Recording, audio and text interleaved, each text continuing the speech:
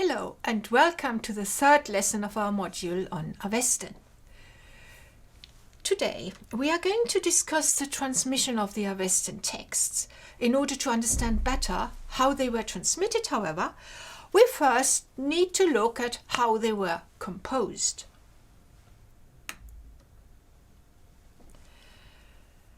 The Indo-Iranian people did not write. Their culture was intrinsically oral, and this feature characterizes both the Vedic and the Avestan traditions up to the present day. Even today, aspiring Zoroastrian priests have to learn the recitation of the rituals by heart, and they do so from early childhood onwards.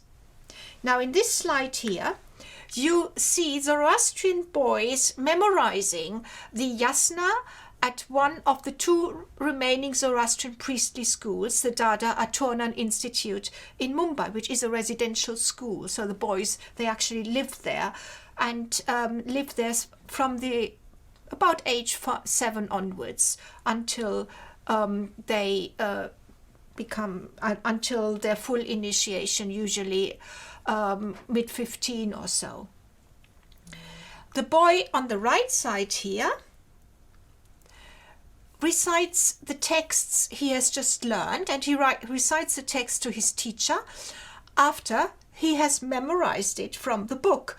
And you can see here on the left of the slide, you can see the boys sitting and trying to learn the text. And as they learn, they don't sit there silently, they read it out aloud. So when you come into that room, you hear what the teacher, the director of the school, Ramya Karanjia, how they put it, a cacophony of sounds, of noise. It's very noisy because each of them speaks the texts aloud, even when reading it. And then they have to come forward and recite it from memory to the teacher, who listens and who corrects them when they make a mistake.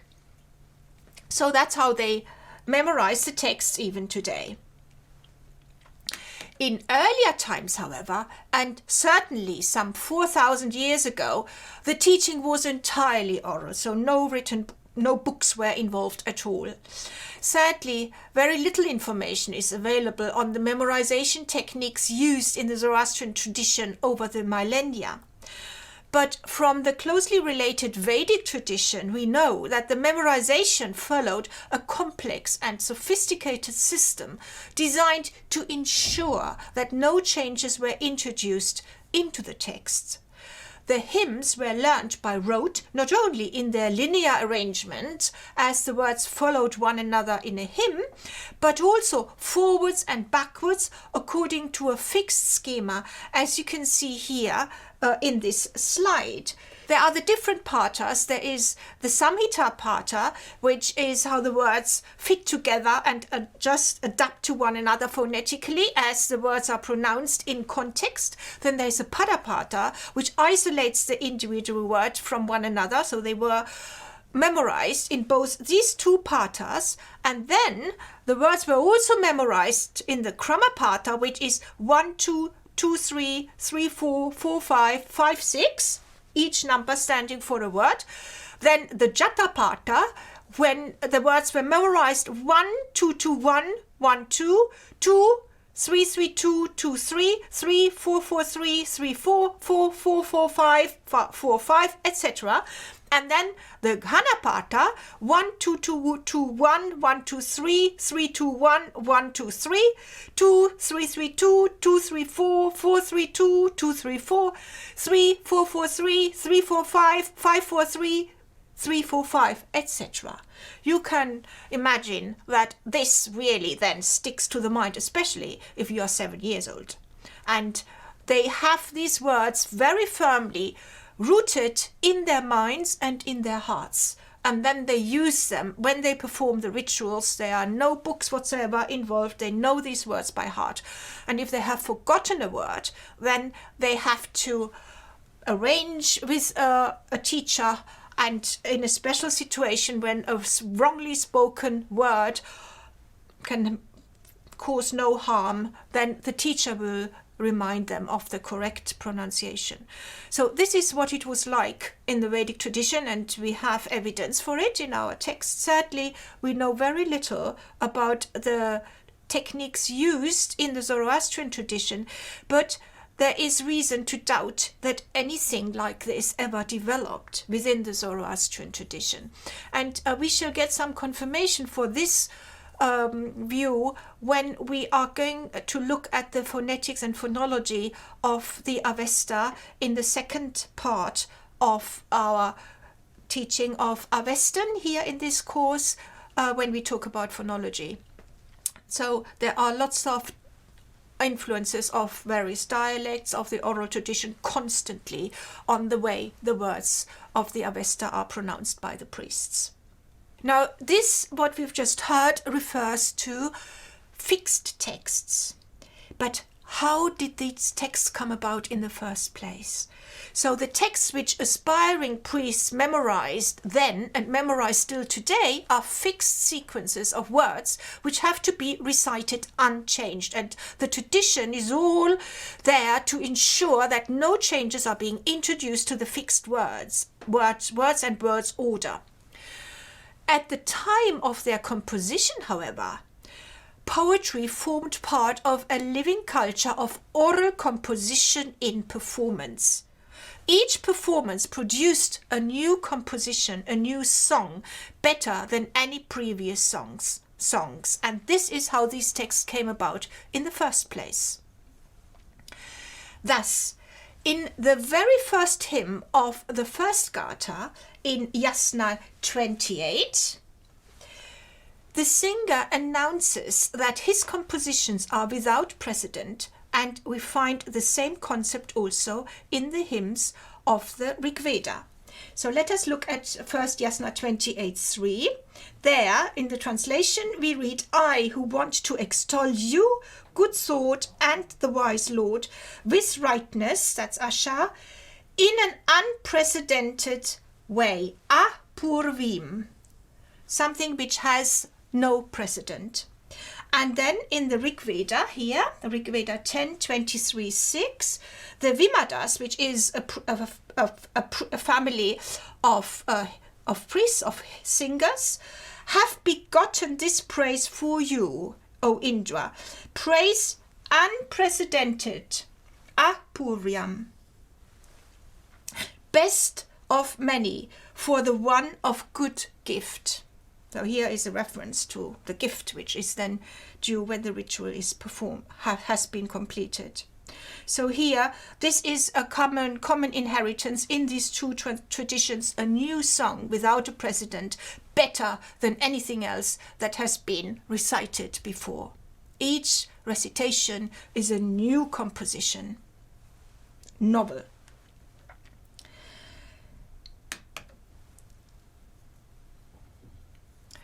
That hymns composed more than 3,000 years ago have survived up to the present day is first of all due to the fact that their wording became fixed at some point in prehistoric times.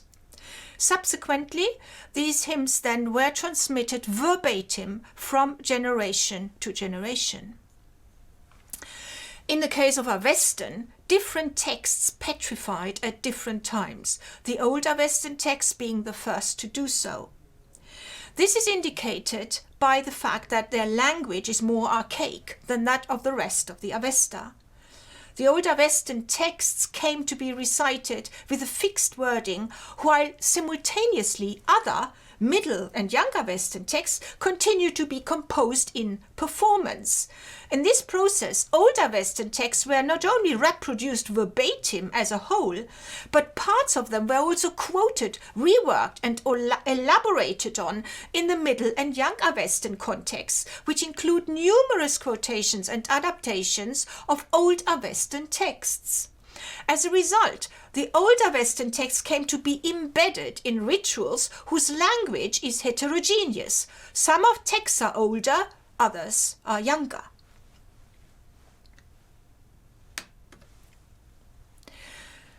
An interpretive tradition of the prestigious Old Avestan texts also developed then. The exegetical tradition of the Avesta thus reaches back to Avestan times. 3 exegetical texts in Avestan language are incorporated in the extant Yasna, where they form chapters 19 to 21, and there are many other, though shorter, instances of Avestan exegesis in the extant Avesta. During the late Achaemenid period, the Avestan language became gradually obsolete and new Avestan texts ceased to be composed. Thus, as the spoken Old Iranian languages evolved into Middle Iranian idioms, the language of the exegesis too became Middle Iranian. There were many centers of Zoroastrian learning all over Iranian lands from the Achaemenid period onwards. They include areas of eastern Iran, especially Sogdiana, Bactria, Drangiana, and Arachosia. We shall see in the lesson on phonology that these local traditions have left traces in the extant Avesta. But on the whole, all that has survived to the present day is the religious tradition of the big power center, the province of Pars, which was the homeland of 2 of Iran's major ruling dynasties, the Achaemenids and the Sasanians. The Avestan script has 2 main features. One is that it is an artificial creation which happened at a certain point in time. The second characteristic of the Avestan script is that it represents sound, not meaning. The script is phonetic, not phonemic. Those who invented the script strove to write what they heard, not what they understood, because they didn't understand much of the Avestan language anymore at that point. The Avestan alphabet has at least 53 letters and notes a great deal of phonetic variations. 12 of the Avestan letters are directly taken from the cursive form of the book Pahlavi script, which was current at the time when the script was invented. By then, the Zoroastrian clergy had used the Pahlavi script for many centuries to write a wide range of texts in their own Middle Persian language. They might well also have used it to write the Pahlavi translation and interpretation of the Avesta, and occasionally also Avestan words. Like the Pahlavi script, the Avestan script runs from right to left in Semitic fashion, but in contrast to Pahlavi, the Avestan script is fully vocalized and the letters are not connected. The shapes of the letters of the Pahlavi script allow us to distinguish 3 phases of the Pahlavi script. One is inscriptional. The other one is a script of the Psalter, and the third one is book Pahlavi. And the book Pahlavi represents the most advanced stage of development. It's a very cursive form of the Pahlavi script in which lots of letters have just merged into one. The Pahlavi script of the Psalter is more similar to the script of the inscriptions than to the cursive structures of the Pahlavi books. Thus, the alphabet of the Pahlavi Psalter contains 18 distinct characters as compared to book Pahlavi, which is only 13. For example, in the Psalter script, the letter Dalet, this one here, is still different from Gimel, which is this one here. You see, it's distinct. And it's also different from Yod, which is this letter here. Whereas in Pahlavi, they've all become the same. This one, they're all the same and indistinguishable. Just a little hook. And in Avestan, this becomes the letter for I. Then also chet, the letter chet, here in book Pahlavi, that is this letter here, is still different from Aleph, this letter here. Whereas in book Pahlavi, oh, excuse me, I've made a mistake. This is not the he, this is the he, which becomes in book Pahlavi, this letter. I must correct myself here. I meant this letter, this is the chet. This is not the chet, this is the letter he, it's a different letter. So this is the letter chet, and in the Psalter script, Aleph and chet are still distinct, but in book Pahlavi, the chet and the Aleph have become indistinguishable. Whereas the letter he is used only in Aramaic words, from which all these scripts derive. Then we also have the letter Waf in the Psalter script, which is here.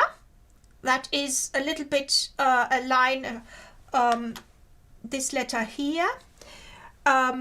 It's a vertical line which bends a little bit to the right, a little similar to here the inscriptional Persian form, whereas in book Pahlavi it's simply a vertical stroke, and that book Pahlavi letter is just the same vertical stroke as we have it for the letter Nun, whereas here we have in the Psalter script still a distinct form, and the ayin, which has already become identical as a vertical stroke also in the Psalter script, and the resh as well, all of them just end up as a vertical stroke.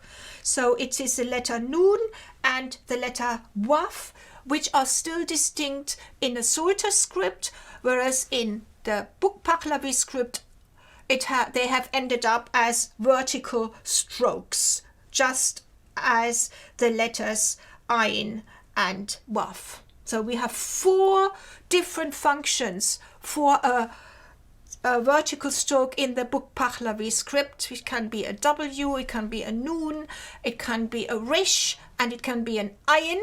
And in addition also, the vertical stroke in the Pahlavi script is used as a word final marker, just a vertical stroke to indicate the end of a word after a letter which doesn't connect to the left.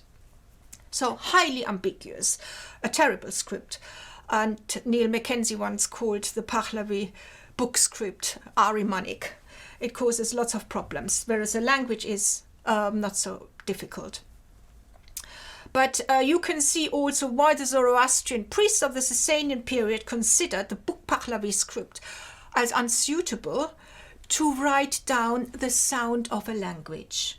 And they felt the pressing need to develop a fully vocalized script which represented all the individual phonetic variations to ensure that the recitation of the Avesta is reproduced accurately in written form, and that's what they invented the Avesta script for. Now, since the Pahlavi alphabet only has 13 letters, the priests who invented the Avesta script had to procure additional letters. Now, how did they proceed? In principle, they proceeded in 2 different ways. One was by adding diacritic marks to existing letters of the Pahlavi script, both of the book Pahlavi script. The other method was by borrowing letters from other scripts, and here they also altered some of the letters to produce more signs. Now let us have a closer look to this, how they proceeded. The vowels of the Avesta, let us first look at the vowels of the Avesta script. The Avestan alphabet has a full inventory of signs for vowels, 16 altogether. The signs for the letters A and E are directly taken from the Pahlavi script. So here, that's our Aleph, which, as we have seen, is exactly the one of the Pahlavi script. And the letter for I, the Yod, is also that of the Pahlavi script. Then the sign for Aleph, in turn, then forms the basis for 3 more letters to denote variations, phonetic variations of the vowel R, and also vowel length. They produce, by adding an additional hook to the letter Aleph, they produce the sign for a long R. And the combination of a short R here and a long R respectively with this letter produced these signs here to denote O and R respectively. The sign for O is that of the special sign of the Pahlavi letter L when used in the Aramaic heterogram spelled Ayin L, this one here. This is actually not a letter but a word.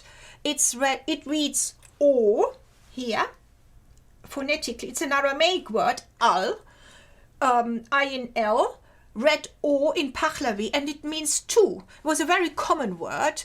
And Karl Hoffmann, who has studied in great detail the relationship between sign and sound of the Avesta script and how the Avesta script was developed, he has suggested that here the inventor of this script used the spelling of this very common Pahlavi word O, which means two, and used it for writing the sound O of the Avestan language by putting the vertical stroke, which in the Pahlavi Aramaic spelling, Ayin L, precedes the letter L. He put that stroke below the letter for L here.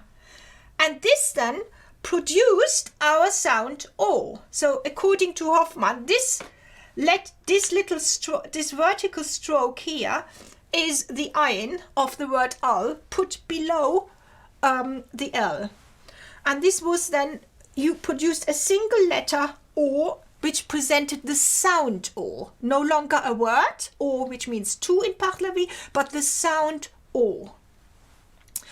And he further suggests that then this vertical stroke put below the L became a diacritic marker for other signs. By omitting this vertical stroke below the L, a letter for the short O was produced. This here is our Pahlavi L without the vertical stroke preceding in, without the sign for ayin, and here it's simply used then as a letter for a short O, for the vowel O. To produce signs for the sounds O and E, there were no precedents for this in the Pahlavi script, whereas for I and for A there were, because Aleph and the sign for I, for Y, could also have vocalic value. But here the letters O and E, they were completely developed from scratch in the Avesta script, and it seems both of these letters are based on Pahlavi words. Before we talk about the letter A, let us just have a little a look at the signs I and U and their equivalents, long I and long U. So we have already seen that the sign for the short I is that of the Pahlavi script, the sign I here, and the sign for the long I also makes use of this vertical vertical stroke which marks the long O. So the long I is equally marked with a little vertical stroke put below the letter for E. The short O, this one here, is then the long O without the vertical stroke. And this could then have been the origin of the vertical stroke becoming a mark for vowel lengths, as is seen in the signs for long E and long U, these ones here, which also have, both of them are marked with a vertical stroke below the sign. Like O, the sign for E could also have its origin in a Pahlavi word. Hoffmann suggests that a likely candidate is the common Pahlavi word for Ev, one, which is also pronounced E. The Avestan sign for short E indeed looks like the Pahlavi word E, one, without the initial hook. So here we have the Avestan sign for E, and this is the Pahlavi word, the sign for the Pahlavi word E, and with the omission of the initial hook of the Pahlavi word, we get our sign for E. The long E, Hoffmann further suggests, would then be based on the sign for the short E by extending the vertical stroke on the left to run to the right below the sign. So here, by adding this horizontal stroke, extending it further here, then we get a letter for the long E. The full writing of vowels marks a radical break with the Pahlavi script, which leaves vowels unmarked and seems to follow the marking of the vowels seems to follow the example of the Greek alphabet, which had been available in Iran since Hellenistic times and which actually had been adopted by some Iranian tribes, in particular by the Bactrians. That the Greek script played a role in the creation of the Avestan alphabet is also suggested by the shape of the Avestan sign for E. This sign could have been taken wholesale from the Greek epsilon. The sign E is then provided with a diacritic mark to produce the sign for the long E, this one here.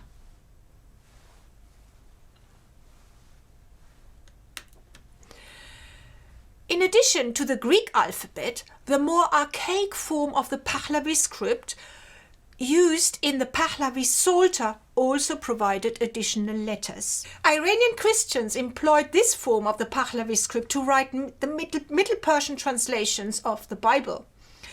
The slide here shows one of the 12 surviving folios of the Pahlavi Psalter, this one here, which was discovered in 1905 in Bulayik near Turfan. That is here on our map. The archaic form of the Pahlavi script is also attested elsewhere in Christian Iranian monuments from Central Asia, but is found nowhere else.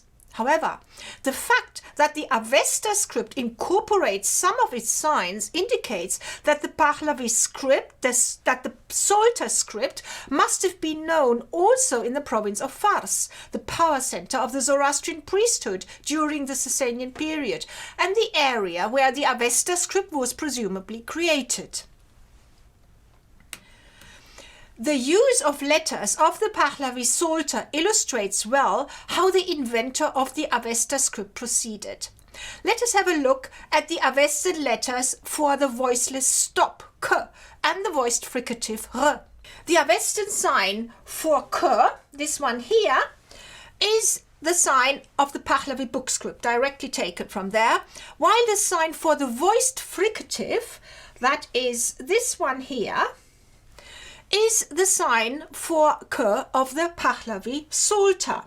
Now, the Pahlavi sign for k stands for both the Vila voiceless stop and the Vila voiced fricative, which had regularly developed in post-vocalic position from k via g in Pahlavi. The historical spelling of the Pahlavi script does not account for this phonetic development, so that in the Pahlavi script the letter K came to have two phonetic values, a voiceless stop K and a voiced fricative R. The Avestan language too has a voiced fricative R, which developed in Young Avestan from the voiced stop G in certain positions, especially between vowels. Now, in the case of K, the creator of the Avestan alphabet had two Pahlavi signs for K. One of the Pahlavi book script, this one here, and one of the Pahlavi Psalter, this sign here. He used the letter K of the Pahlavi book script for the Avestan sound K, the voiceless stop, and the sign of the Pahlavi Psalter for the voiced fricative R. As to the letters for the palatal affricates, it was the form of tzadeh as written in the Pahlavi Psalter, which came to represent the Avestan voiced palatal affricate J. So this letter here. It seems that here the horizontal line running to the right below the letter was considered to be a marker for the voiced variant, just as it was the case with the voiced fricative R. The sign for the voiced palatal affricate then formed the basis for the voiceless counterpart ch, which was created by omitting this horizontal line. This one here, so this one here is from the Psalter script, and this sign ch is a new creation on the basis of the sign for tzadeh in the Psalter script, while the original sign of the book Pahlavi script of the tzadeh is not used at all. We have seen earlier that in the book Pahlavi script the signs for the voiced stops g, d and y had all coalesced into one form, which came to be used to represent the vowel I in the Avesta script. The Psalter script, however, has preserved a more archaic form of the sign d, which was still distinct from g and y, and this is this sign here. The inventor of the Avesta script used the sign d of the Pahlavi Psalter to represent the Avestan sound d. The discussion of Avestan signs could be continued, but the examples given here today should suffice to illustrate how the creators of the script proceeded. The Avestan alphabet is clearly an artificial creation.